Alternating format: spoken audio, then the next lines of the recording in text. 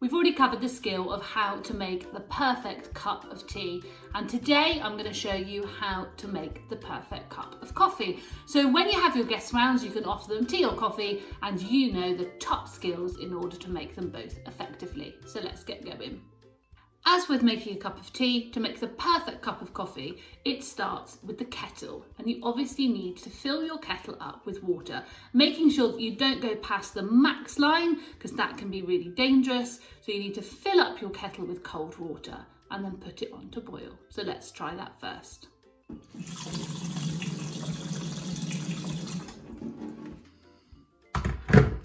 I've filled up my kettle with water. I'm going to make sure that the spout is facing away from the edge, because when it starts to boil, hot steam is going to come out of the spout, and that is hot. So we don't want that anywhere near people who might be walking past. We also need to just double check that the wire is not hanging down either, and that people aren't going to catch it as they are walking past, because again, we are using boiling water. Now, if you are not sure, then you need to get a grown-up to help you, because boiling water can be dangerous and we need to make sure that we are being safe at all times.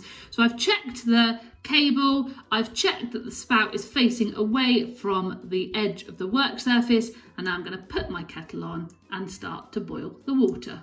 When my kettle is boiled, unlike with tea, it's always best to just leave it for a few minutes so that you're not putting boiling hot water straight on your coffee, because that can make your coffee burn and taste a little bit bitter.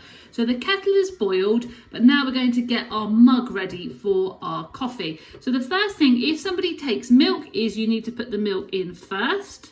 And again, you need to ask people how they take their coffee, whether they take their coffee quite milky or whether they take their coffee quite strong. Obviously, if they take their coffee black, you wouldn't put any of your milk in at this point. Then you need to get your coffee, and we're using instant coffee because this is the easiest coffee to use. And you're going to put just over a teaspoon into your cup. Now, if people like their coffee really, really strong, you could add 2 teaspoons, and then we're just going to give the milk and the coffee a little bit of a stir. Now, if you were having sugar, you would add sugar in at this point. Now, our kettle is off the boil, which is really important when you're making coffee. Now we're going to carefully pick up our kettle and pour our water into our coffee, making sure that we don't go all the way up to the top. Now, remembering this is boiling water, so it needs to be handled with extreme care. And if you're not sure, then do get a grown-up to help you. I've filled my water into my coffee with my milk and my coffee granules, and now I'm going to give it a really lovely stir.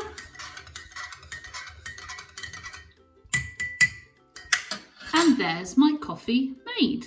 So that's one way to make coffee, using instant coffee granules. But if you want to use real coffee beans, then you can buy ground coffee beans in a supermarket.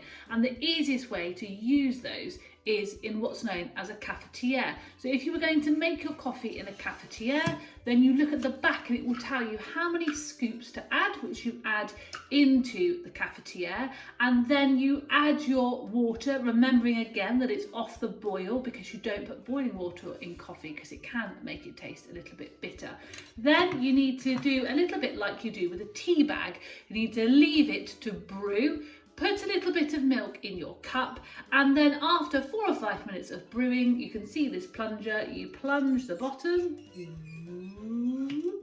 and this pushes all of the coffee granules down to the bottom, and then you can pour your coffee. And this is another way of having coffee, but coffee that maybe is a little bit more authentic. That said, there's absolutely nothing wrong with instant coffee for a quick cuppa. So there's nothing more satisfying than a delicious cup of coffee. I hope this video helped you to learn and skill up on how to make the perfect cup of coffee. Don't forget to share this video, and I will see you in the next video for more life skills.